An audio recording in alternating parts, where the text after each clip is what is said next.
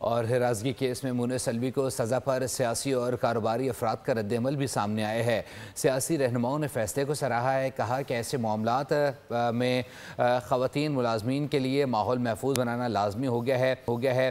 जबकि ताजिर रहनुमाओं ने जोर दिया है कि सज़ा सुनाने के बाद इस पर अमल दरामद भी यकीनी बनाया जाए।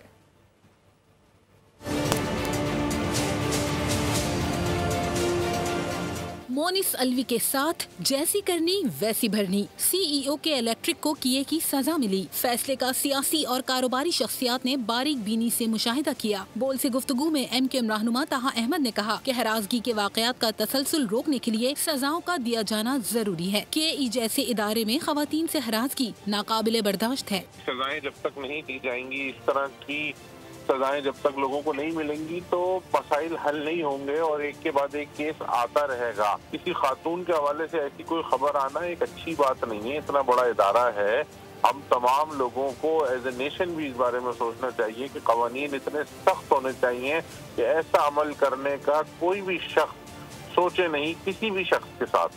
ताजिर रहनुमा शर्जील गोपलानी ने सवाल उठाया, ऐसे किरदार का हामिल इतने आला ओहदे पर कैसे पहुंचा? जोर दिया कि सजा पर अमल दरामद भी यकीनी बनाया जाए। ये इस तरह कैरेक्टर लेस बंदे का इतने बड़े ओहदे पे बैठना एक सवालिया निशान है। ये भी सोचना पड़ेगा कि ये किस किस्म की कंपनी है कि जिसने ऐसे कैरेक्टर लेस आदमी का जो है दौरानिया बना दिया।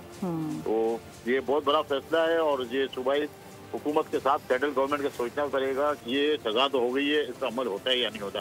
सियासी रहनुमाओं और ताजिर रहनुमाओं ने मुतालबा किया कि इतने आला ओहदों पर तैनाती न सिर्फ मेरिट पर की जाए बल्कि तैनाती से कबल ऐसे अफराद का किरदार भी चेक किया जाना चाहिए।